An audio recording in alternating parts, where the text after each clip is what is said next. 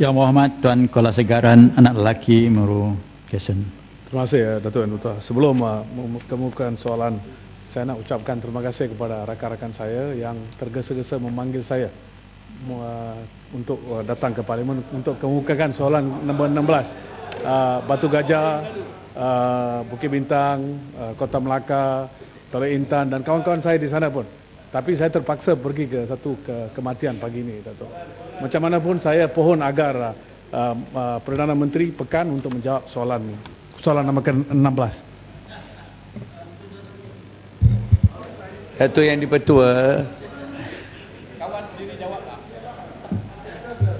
Ini kawan satu kapal nak jawab pun tak boleh macam mana ni tu.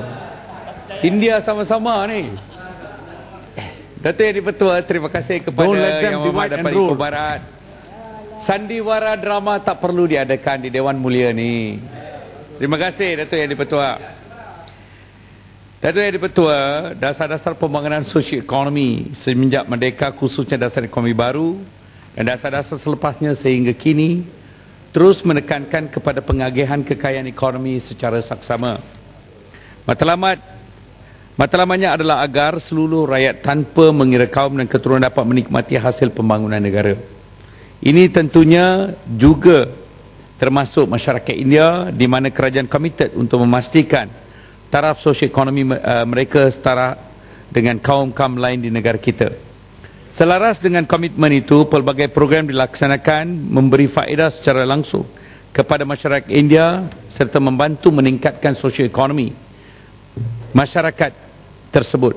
Secara umumnya, masyarakat India telah mendapat faedah hasil daripada pembangunan yang dilaksanakan. Ini dapat ditunjukkan dari segi pendapatan isi rumah bulanan purata bagi kaum India telah meningkat daripada 3,456 pada tahun 2004 kepada 3,999 ringgit Malaysia pada tahun 2009. Namun demikian, seperti juga kumpulan etnik lain masih terdapat di kalangan masyarakat India yang berpendapatan rendah dan memerlukan perhatian kerajaan.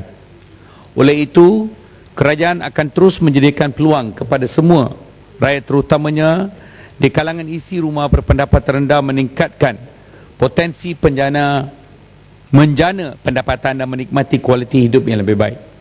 Antara langkah berterusan kerajaan adalah seperti program pendidikan dan latihan. Di samping itu, kerajaan juga menyediakan peluang-peluang pekerjaan melalui usaha memastikan perubahan ekonomi yang mampan serta mewujudkan persekitaran yang kondusif kepada rakyat jelata. Dengan ini, mereka dapat meningkatkan potensi penjanaan pendapatan dan kualiti hidup yang lebih baik. Sebagai inisiatif tambahan, kerajaan juga turut menyediakan program khusus bagi yang dapat memberi faedah terus kepada masyarakat India. Program ini adalah bagi memastikan pembangunan seimbang dari segi ekonomi dan equity kaum India di negara ini, selaras dengan hasrat kerajaan untuk mencapai tahap negara berpendapatan tinggi menjelang 2020. Antara program-program tersebut termasuklah program peningkatan pendapatan, program latihan kemahiran dan bantuan kewangan meliputi program perniagaan dan pinjaman perumahan. Masyarakat India juga berpeluang untuk menyertai skim saham amanah seperti Amanah Saham Wawasan 2020 ASW, Amanah Saham Malaysia ASM dan Amanah Saham 1 Malaysia. Di samping itu, kerajaan juga menyediakan latihan keusahawanan khususnya kepada usahawan muda daripada masyarakat India bagi menggalakkan mereka menceburi bidang perniagaan. Kerajaan juga telah menubuhkan Jawatankuasa Kabinet Masyarakat India yang dipengerusikan oleh Yang Berhormat Timbalan Perdana Menteri untuk memantau dan menggubal dasar dan strategi khusus bagi pembangunan sosioekonomi masyarakat India yang meliputi aspek-aspek pendidikan, guna tenaga, keusahawanan dan sebagainya. Selain daripada itu, seorang menteri penuh di Jabatan Perdana Menteri dilantik sebagai Menteri Peneraju untuk memimpin usaha kerajaan bagi membangunkan taraf sosioekonomi masyarakat India. Terima kasih Datuk Yang Dipertua. Ya, terima kasih Datuk Yang Dipertua soalan tambahan. Saya nak mulakan Datuk Yang Dipertua dengan dasar-dasar ekonomi baru yang menyebabkan sistem diskriminasi hingga masyarakat India telah dipinggirkan, marginalized, have become underclass, have become third class citizen dalam negara ini. Dan kalau kita tengok pelaburan ekonomi statistik kerajaan menunjukkan pada tahun 2000 mengatakan bahawa pencapaian mereka akan ditingkatkan ke 3% sebelum tahun 2010. That is the goalpost pada 2010. Bila datang 2010 ditangguhkan ke 2020, menunjukkan tidak ada keseriusan, tidak ada satu polisi-polisi yang betul-betul boleh pendekatan yang tertentu untuk menolong masyarakat ini. Itu nombor satu. Nombor dua, purata kenaikan income ini sebenarnya dalam on the reality on the ground itu tidak benar lah. Macam Anda Christian dan sebagainya adalah yang berpendapatan sangat lebih, mereka tidak boleh dimasukkan dalam ini. Menunjukkan bahawa on the average masyarakat India ini dikatakan 70% atau lebih dari masyarakat India mendapat pendapatan kurang dari RM700 satu bulan. That is the reality on the ground. Menunjukkan angka-angka kerajaan ini semua tidak benar. Dan adakah kerajaan rela memandangkan keseriusan berkaitan dengan perkara masyarakat minoriti India dan juga minoriti yang lain untuk menubuhkan satu komisen yang tertentu sebagai semacam select committee atau komisen yang tertentu untuk menolong atau mengenal pastikan apakah masalah yang in the core dalam dengan masyarakat India dan lain-lain untuk menolong mereka. Kerana sehingga ini walaupun permintaan telah dibuat tetapi tidak ada satu pendirian telah dibuat oleh MIC atau the big brother UMNO, tidak ada. Akhir sekali ini semua gila kuasa ya.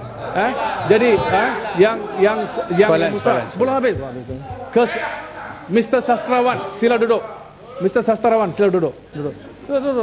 Kalau you can pantun, I'll pantun with you. So jadi masalah ini berlarutan hingga menyebabkan Dato' Yang Bertuah, the highest number of gangsters in the country, the highest alcoholics in the country, the highest single mothers in the country, highest unemployed in the country, highest dropout from schools in the country. Semua ini adalah masyarakat India disebabkan sistem ekonomi kerajaan. Dan satu di antara sebab adalah macam yang berhormat Timbalan Menteri dan juga menteri dalam Jabatan Perdana Menteri yang cakap telah dilantik untuk merajui memberi ceramah. Jadi tak tanya soalan. Apakah adakah yang berhormat setuju kepada saya dan ambil tindakan supaya mengatasi masalah ini sesama dengan ini, dan apakah sebab kita tak perlu, India sama India tak perlu lawan. Don't believe this UMNO chaps. They divide and rule. Sudah Rahmat. You have spoken to me many times. Don't let these fellas poison us. Let the Perdana Menteri to reply. Stand up and speak the truth. Clear your conscience. Dato' Yang Di-Pertua, pertama sebagai ahli yang berhormat dalam Dewan Yang Mulia, perli senda kata sastrawan lah dan sebagainya. Dia beat under the belt, cheapskate guy. Pertama, jangan bangun duduk. Jangan bangun duduk. Tak perlu cakap saya tahu. Duduk, saya jawab. Saya dengar tadi. Sekarang ini bukan jaduan Ahmad. Yang lain tu saya minta tolonglah, diamlah juga. Saya pun nak dengar jawapan dan cakap ni. Satu. Yang kedua ni, saya nak tanya, saya duduk di Ipoh Barat. Rumah saya di sana. Sebagai ahli Parlimen Ipoh Barat, sumbangannya kepada sekolah sana, bangunan dewan, tak ada apa. Banyak dia cakap saja. Saya duduk sana, duduk. So tak payahlah menduding jari mengata ini dan itu. Close the government lah. Saya tahu. Saya jawab. Dato' Yang Di-Pertua, saya mengakui ada masalah. Saya tak kata perfect. Tapi itu sebabnya bila Perdana Menteri Datuk Seri Najib mengambil alih pucuk kepimpinan, dia menubuhkan Jawatan Kuasa Kabinet Masyarakat India. First time dalam sejarah. Belum lagi, dengarlah dulu apa ni Datuk. Datuk Yang Di-Pertua, dengar dulu. Ya. So di dalamnya ada banyak kementerian yang terlibat dalam memperkasakan sosioekonomi masyarakat India. Iaitu Kementerian Sumber Manusia, Kementerian Kewangan, Kementerian Pelajaran, Kementerian Pendidikan Tinggi, Pembangunan Wanita, Usahawan, Belia dan Sukan dan sebagainya, dan Wilayah Persekutuan. Kerana kemiskinan masyarakat India sudah berubah dari luar bandar ke bandar. Urban poverty semakin serius di kalangan masyarakat kita. Itu sebabnya kita fokus kepada semua ni. Dan ada 6 perkara penting yang menjadi sasaran dalam NKRA-nya atau KRA-nya. Pertama, kemiskinan pendapatan rendah. Jadi fokus dalam jawatan kuasa ini. Kedua, isu kewarganegaraan, ya, yang di mana 15,000 telah didaftar, 9,000 dokumennya okey, 6,000 lebih sudah pun diberi. Saya bagi berdata, Datuk Yang di-Pertua. 300,000. Baik, tengok you tamu dengar. Kenapa ni? Kalau anak murid saya dalam bilik darjah tamu dengar saya cakap ni, saya halau dia keluar. Kalau anak murid sebagai cikgu lah saya. Tapi saya diam. You nak halau siapa you? Itu dia kuasa tamu dengar. speaker. You Saya don't tell me. cakap kalau dalam bilik darjah, dalam you bilik don't darjah. teach me the rules. Ketiga, saya jawab. Tak, saya jawab. Jangan takut je. Saudara Datuk Yang di-Pertua, yang ketiga itu aktiviti perusahaan dan ekonomi. Pinjaman mikro dan equity. Keempat, pendidikan latihan kemahiran. Kelima, isu sekolah tamer, kualiti pendidikan dan infrastruktur. Akhir sekali, peluang pekerjaan dalam sektor awam. Maka terlalu banyak saya nak cerita.